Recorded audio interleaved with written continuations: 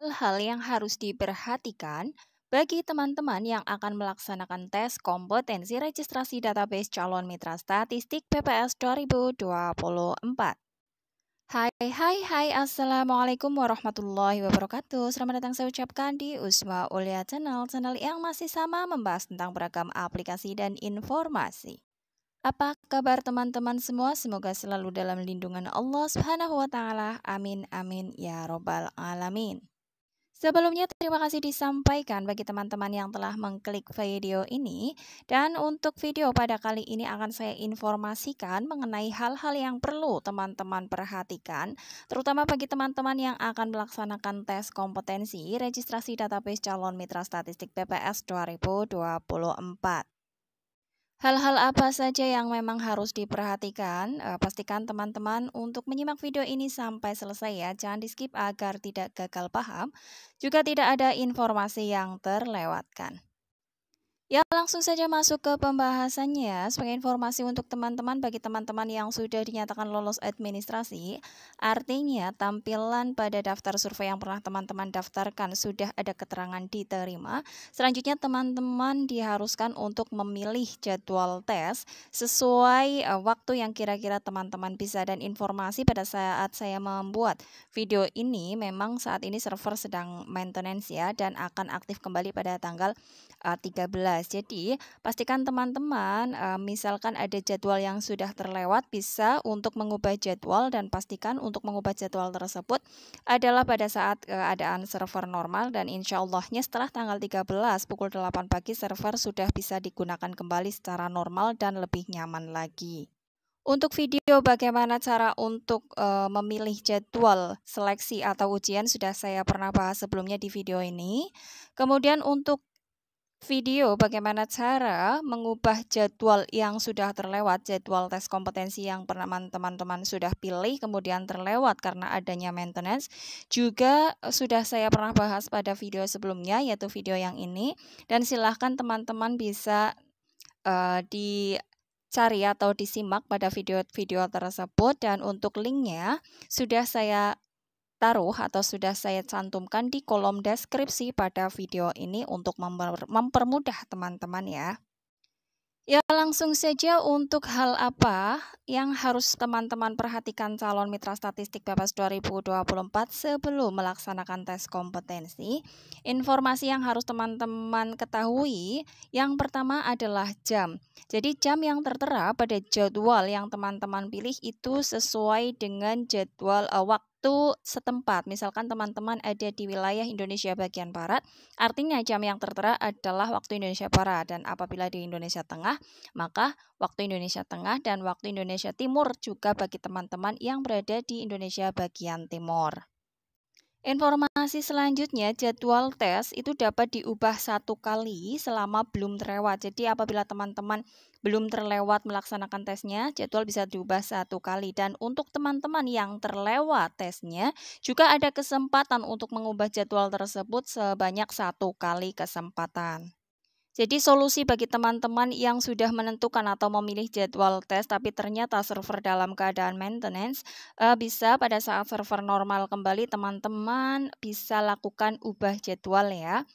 Dan untuk melaksanakannya silakan teman-teman, seperti yang saya sampaikan di awal sudah saya pernah bahas pada video sebelumnya, dan silakan teman-teman klik saja untuk link yang sudah saya bagikan di kolom deskripsi pada video ini. Informasi selanjutnya, jumlah soal yang ada atau jumlah soal pada tes kompetensi bagi teman-teman sebagai calon mitra statistik itu ada 30 soal dengan waktu pengerjaan yang dibatasi yaitu selama 60 menit. Jadi bisa dan tidak bisa, selesai tidak selesai, waktu yang disediakan hanya 60 menit saja. Jika teman-teman sudah mengerjakan tes dan waktunya belum berakhir, silakan teman-teman untuk mengantisipasi bisa klik tombol download atau backup ya, sebelum ke teman-teman mengklik tulisan selesai, dan apabila sudah, silakan teman-teman klikkan saja selesai. Dan informasi bagi teman-teman yang ternyata kehabisan waktu, artinya dalam waktu 60 menit atau 1 jam ternyata teman-teman belum selesai mengerjakan ke-30 soal, itu akan hilang secara otomatis ya. Artinya sudah langsung terekam oleh server bahwa teman-teman tidak selesai. Jadi dianggap tidak mengerjakan yang tidak selesai mengerjakan seperti itu, dan tetap terekam untuk soal-soal yang sudah teman-teman kerjakan.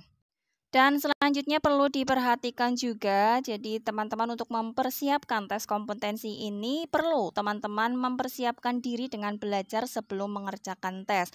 Informasi yang saya terima bagi teman-teman yang sudah mengerjakan tes sebelumnya, tes itu terdiri dari beberapa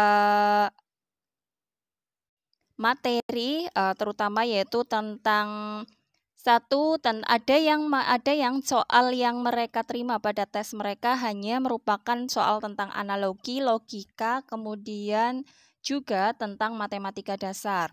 Ada juga di beberapa teman-teman, rekan-rekan, ada juga yang ada tambahan yaitu tentang pengetahuan umum tentang BPS ya. Jadi untuk antisipasi saja lebih banyak teman-teman latihan soal-soal tersebut, akan lebih banyak lagi informasi yang teman-teman ketahui, pengetahuan teman-teman juga akan bertambah, dan syukur-syukur juga nanti soal yang teman-teman dapatkan adalah soal-soal yang memang teman-teman sudah persiapkan sebelumnya ya.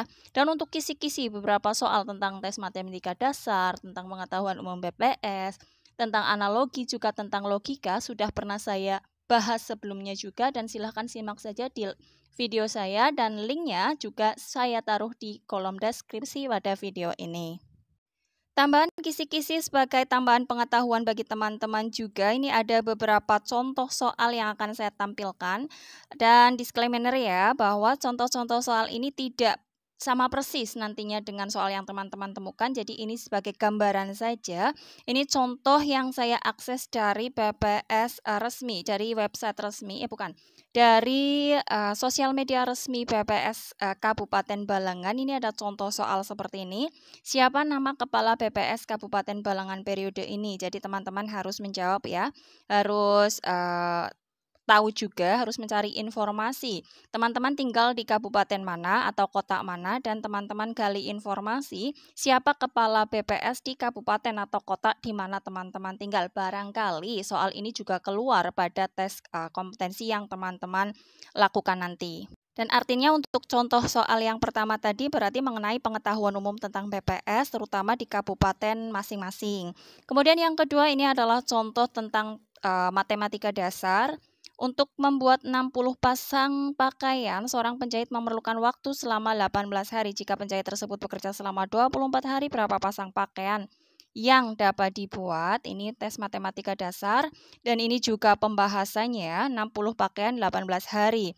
Jika 24 hari ada berapa pasang pakaian?